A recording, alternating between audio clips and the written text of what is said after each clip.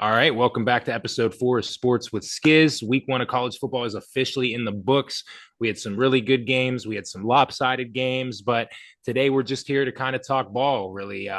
That's about it. I mean, getting started, man. You were on it, USF on Thursday, upsetting Boise State, man. You talked about Byron Brown, who was a beast. He had me fired up. I think I talked about it in my breakdown of winners and losers. Again, being a former offensive lineman and seeing him headhunt people to run them over. Oh, it got the juices flowing. Oh, Got the juices flowing. shit, dude. I haven't seen a quarterback really run like that in a long time. He's just Josh Allen-esque, I Yeah. guess, if I had to compare him to like a pro. You know Yeah, what I mean? something like that. I mean, he's obviously, let's not get far fetched here. He's not No, of Cam course. Newton, but his running reminded me of Cam Newton. He wasn't backing down from anybody. Tim Tebow running through people. Yep, Um, yep. he's huge. I really don't remember him being 230 pounds. Like he's a big dog. Mhm. Yeah, I mean they swiped the floor with they swept the floor, excuse me, with Boise State. I was shocked. It just shows, I guess, how great Ashton Genty was last year as well too. He was able to kind of cover up some of the things that we saw. I don't know if it was like the heat or what getting to him, but their offense just looked so bad. Yeah, first, I think they scored on their opening possession, and then afterwards it was like zilch. Yeah, and I thought USF was about to get boat raced. They looked terrible in their first, I think, two possessions. I know the first possession, I think it was like negative 8 to 10 yards they got and had to punt it Right. away.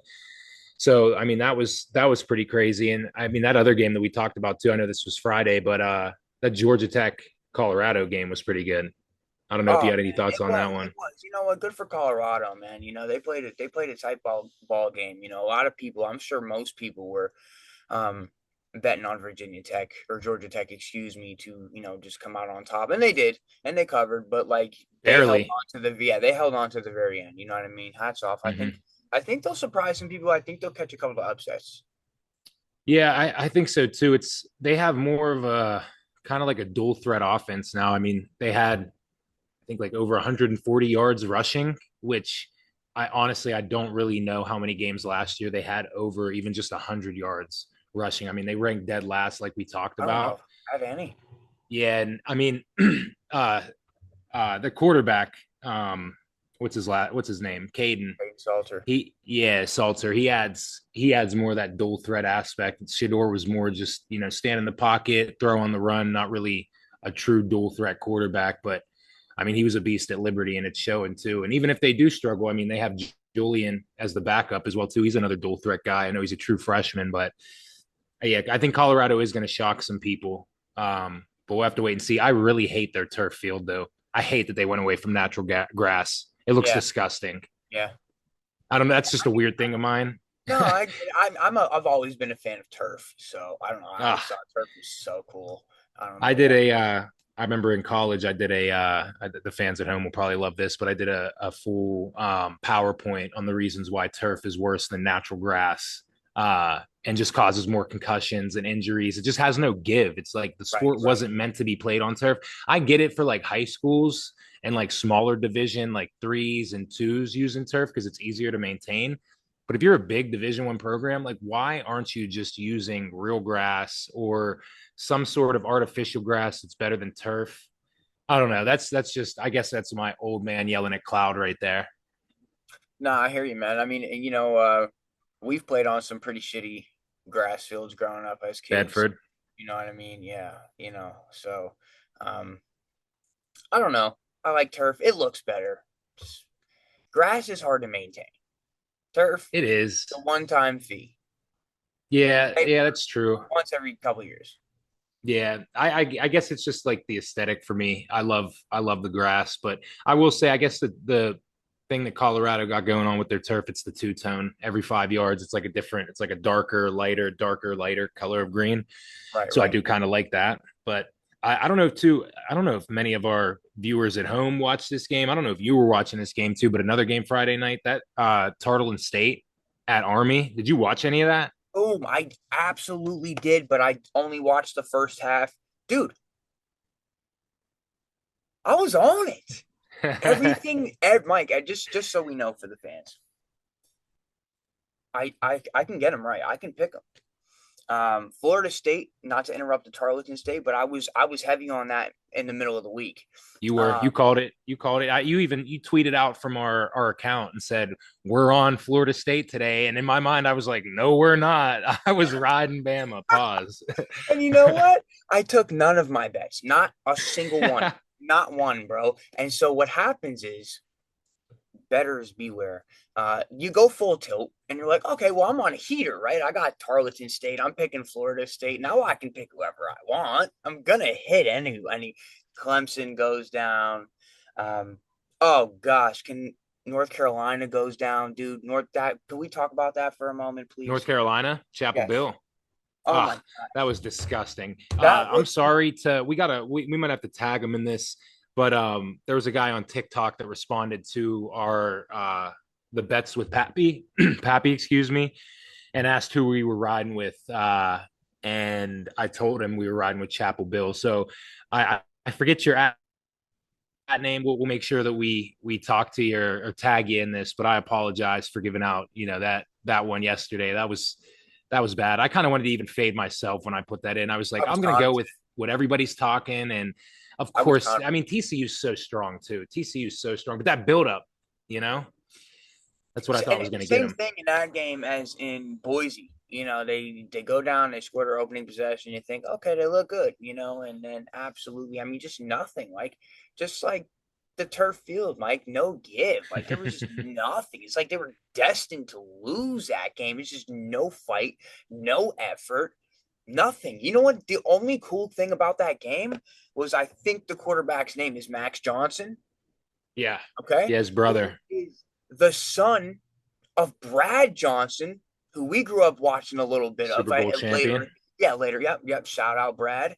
And he throws a touchdown pass to his brother, man. How freaking cool is that? That was Yeah, like my highlight of watching that night because it was awful. yeah, This game was that terrible. was yeah, that was cool, and especially him returning from that brutal knee injury last year, if you remember in their opener. Yep. I mean, I've been through my ACLs, MCLs, everything like that, but I think they talked about it on the broadcast. Like he almost lost his leg. They weren't Mm-hmm. sure what was going to go. So seeing him even be able to bounce back mentally and then come in and I mean, he might give Gio Lopez a run for his money. Gio Lopez was nice at Southern Alabama last year, or South Alabama. So I was Mm-hmm. surprised seeing him come out and just.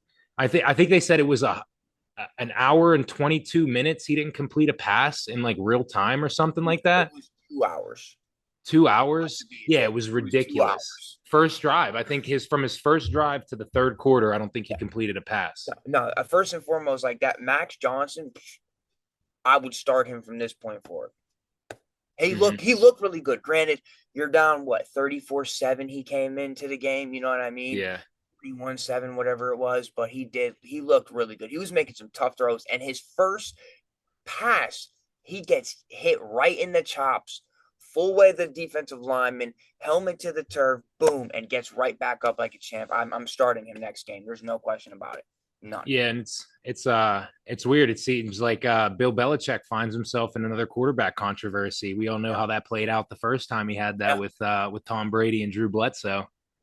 Yeah, I mean, history repeats itself. If you saw the interview beforehand that he Mm-hmm. said his very first game, he got swiped. You know what I mean? Yeah, So, yeah, and shout out before we move on too. Shout out to Jordan Dwyer, TCU wide receiver, just an absolute dog. I think he had 6 receptions in the first half on six throws. He finished with 11 or no, 9 catches for 136 and a tutty. Our boy Jervon, who hopefully we'll have on here at some point, who went to West Point, now lives out in the Washington area. He's actually cool with his dad. oh, nice. And Dwyer actually transferred from Division 1 AA Idaho to TCU this year and really showed out. I mean, I think he's going to be good with that offense. Obviously, they were just abusing number 29, that corner on Marcus Allen, I think his name is for North Carolina. Oof, buddy. I mean, that was tough. He was getting murdered. Mike, there Mm-hmm. was a point where I watched him give up the first touchdown. And then 2 or 3 possessions later, I watched him throw at him 5 times in a row. This was supposed to be their best defensive back. 5 plays in a row. Was it really? Not an exaggeration by any means. That's Not an crazy. exaggeration. It was early in the game, second quarter. second quarter. But That's yeah, wild. disappointing to watch him play because he was highlighted at the beginning of the game. You know what I mean? Uh So in North yeah, Carolina, that I was was yeah, and not to go back to Tarleton State, I saw the D1 AA rankings just dropped out, and they were 8 last week, and they moved up to tied for third right now. So nice. shout out to Tarleton State. We do support the troops, but that was a cool win. I don't know. Just one last thing too. Whenever that kicker missed his second field goal for Army in the double overtime to basically give Tarleton State the win, I don't know if you saw the coach. They zoomed in on him, and you could tell in his mind he was mother and everything. So it was bad, but you can't trust kickers. I always say that. As much as I love my kicker teammates from the past, you can't trust kickers. It's tough. Another game, whew, Texas Let's talk defense about looked defense looked phenomenal. it. Defense Right. looked phenomenal. I don't want to jump the gun here. It's week one. It's his like first official start against a good team, but Arch was missing some very easy passes. It's going to be interesting to see. And they even shout out to the guys on Part of My Take. I doubt they'll hear this, but I was listening to them today, and they said that he was giving a couple Eli Manning looks to the sideline with I that saw dumb face and that dumb look. So worries you a little bit, but I don't know. I hope he could bounce back. There were some throws of him I saw on Twitter. Someone put a high and low of him looking like Uncle Rico from Napoleon Dynamite throwing the ball, and it really was like spot on. It was bad. I don't want to laugh because I like Arch, but yeah, No, listen, listen. This is the world that we live in. He's getting paid. Sorry, bro. I love him too. I want to be an Arch Manning fan. Bro, you're getting paid a couple $1,000,000 to play college football. It's just that simple. There's going to mm-hmm. be some scrutiny that comes behind that. But I will say this. I did see some good throws. And I've been seeing a lot of his highlight tapes from high school, and I Oh, they thought the just keep same coming out of the woodwork with that. I thought the same thing that people did back then because it really looked like he was playing against kids who were just rolling to the floor when he would get near them. I kid you not. But he ran well against Ohio State. That was a tough defense. And Yeah, there was a situation, first and foremost, the game could have been tied. I don't like Sark's play calling in certain situations. There was a goal nah. line. They were at the goal line in the third quarter, had a chance to tie up the game, and I kid you not, same situation. Like they ran the ball 4 or 5 times inside of like the 15-yard line or 20-yard line. Like they picked up the first, and then they went for it on fourth down and got stuffed.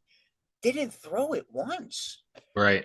Not Now even an you can run RPO. the you can run the RPOs and you can run the read options with him. That's fine. And he did his thing, but at some point you got to keep the defense guessing and on their toes, dude. Like he throws the quarterback. He needs to throw Yeah, the ball. yeah. So And I think I saw like 2 teams or 3 teams this week try the tush push, and it's like, bro, you're not the Philadelphia Eagles. You don't have the offensive line that they have. Like that's not made for everybody. And I think I saw both those teams fail on it. But also too, before we move on from this game, shout out Carnell Tate. That touchdown catch was unbelievable. stupid. Bobbled it, recaught it, was able to be strong Tough enough to hold on it while being hit and hit the ground. Like that catch was nasty. stud. That He reminds was me of that T. was Higgins.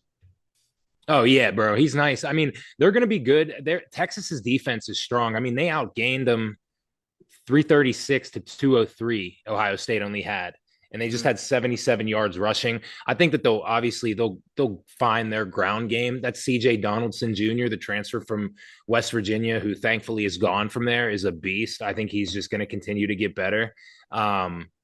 But yeah, I mean, Julian saying he didn't really have to do too much, which was nice for him. It was kind of like a good intro for the kid. So I mean, I think Ohio State is going to be their defense is one of the best in the nation. Yeah. They're Oh, they're up the there best. with, The I best. mean, with another team that has one of the best defenses in the nation, LSU. Yep. It seems like they got their nastiness back. That front seven. I mean, even their corners, like it looks like they're getting back to kind of DBU, or at least having that argument that they had. I know Cade Klubnik threw for I think 230 yards, which it is what it is. It's not that much, but they were making life hell for him, just all around defense. They couldn't run the ball either, so they had to rely solely on him. I think they had 31 yards rushing for the whole game. So that FSU transfer, D lineman Patrick Payton. Patrick Beast. He's Yeah, a dog. yeah. Like he's a dog. He's a LSU is going beast. to He's be. a dog. He's a motherfucking Yeah, dog. LSU is.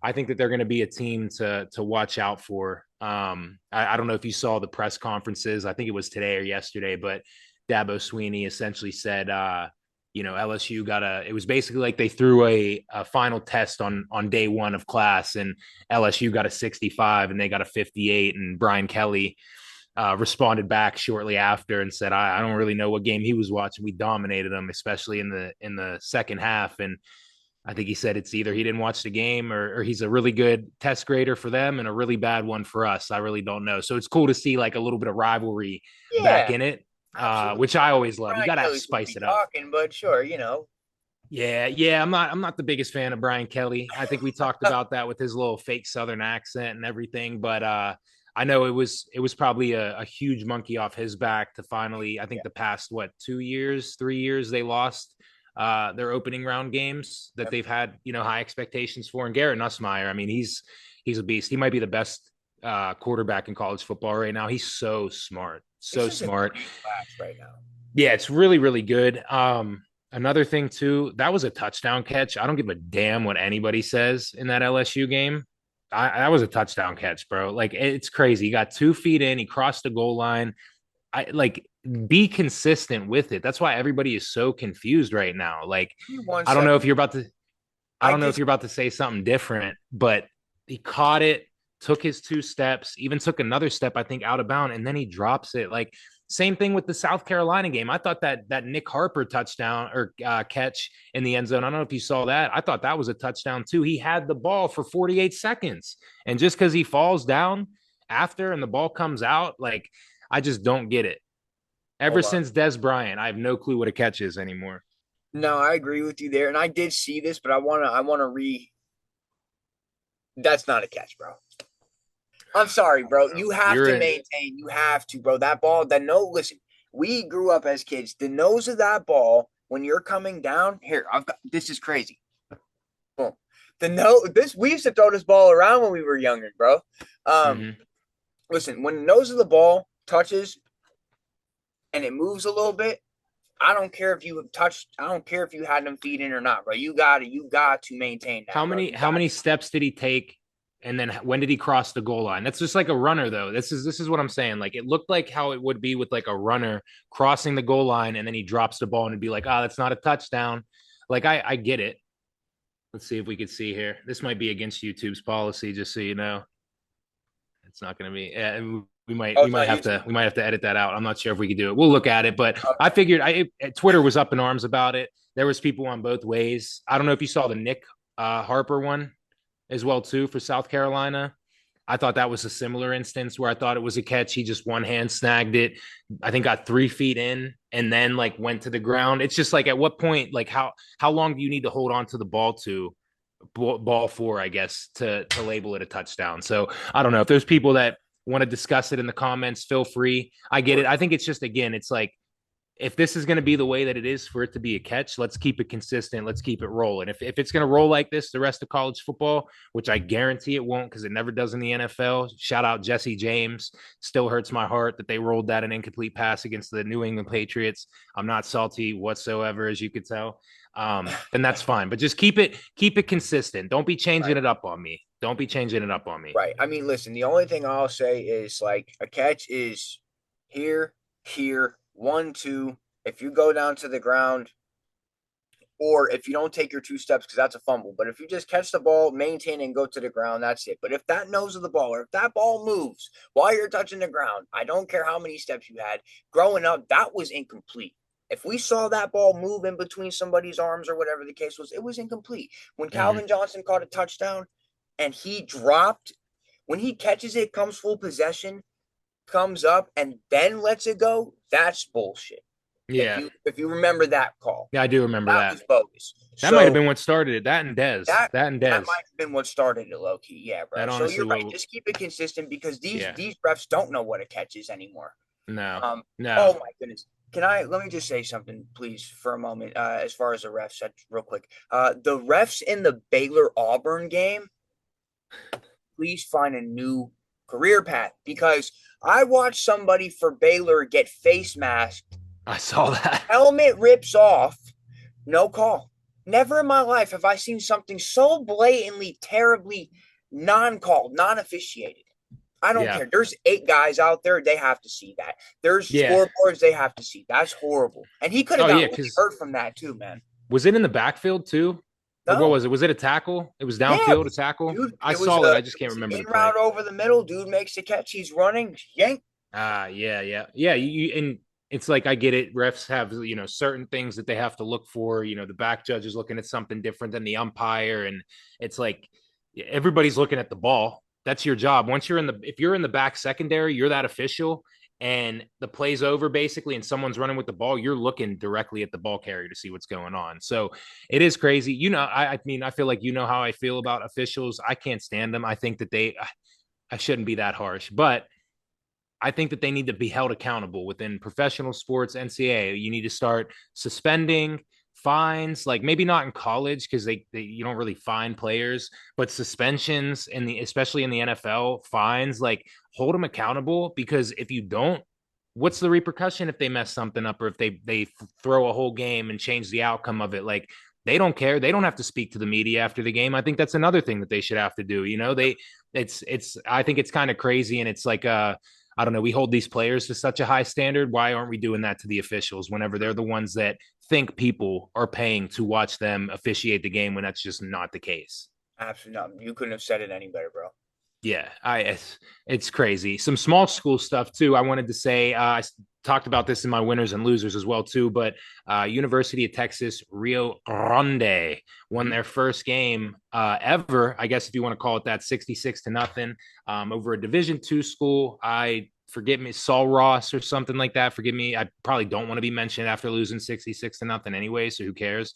But yeah, it was their first official game, first game since 1950, where they were Edinburgh College, actually a junior college. So Awesome, dude. shout out to them. I think if you haven't and people haven't at home, go do some research on them. They look like they're dumping a ton of money into their athletics, not just football, but everything else. Their stadium is in sweet.